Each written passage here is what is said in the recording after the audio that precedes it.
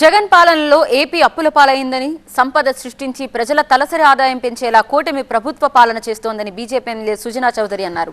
ప్రజా సమస్యల పరిష్కారం కోసం పార్టీ ఆధ్వర్యంలో వారధి కార్యక్రమం ప్రారంభించామని, రేపటి నుంచి బీజేపీ ప్రజాప్రతినిధులు ప్రజలకు అందుబాటులో ఉంటారని సుజనా చౌదరి తెలిపారు. నామినేటెడ్ పోస్టుల్లో బీజేపీకి సముచిత స్థానం ఉంటుందని, ఈ అంశంపై కూటమి పార్టీలు కలిసి నిర్ణయం తీసుకుంటాయని సుజనా చౌదరి అన్నారు.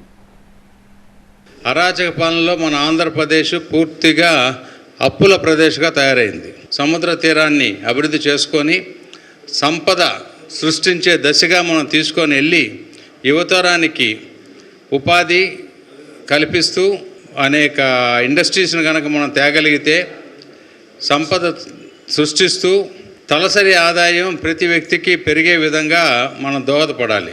ఏవైనా సరే సమస్యలు ఉంటే తీసుకొస్తే within the 4 walls of the law, అంటే రూల్స్కి అనుగుణంగా ఏదైతే చేయగలమో, ఏ విధంగా సహాయం చేయగలమో చూసి సదరు మంత్రివర్యులతో కానీ ఆ మంత్రివర్గ డిపార్ట్మెంట్లతో కానీ మాట్లాడి వాళ్ళకి అందుబాటులో ఉండాలి అని చెప్పి ఈ వారధి ప్రోగ్రాం కూడా పెట్టారు.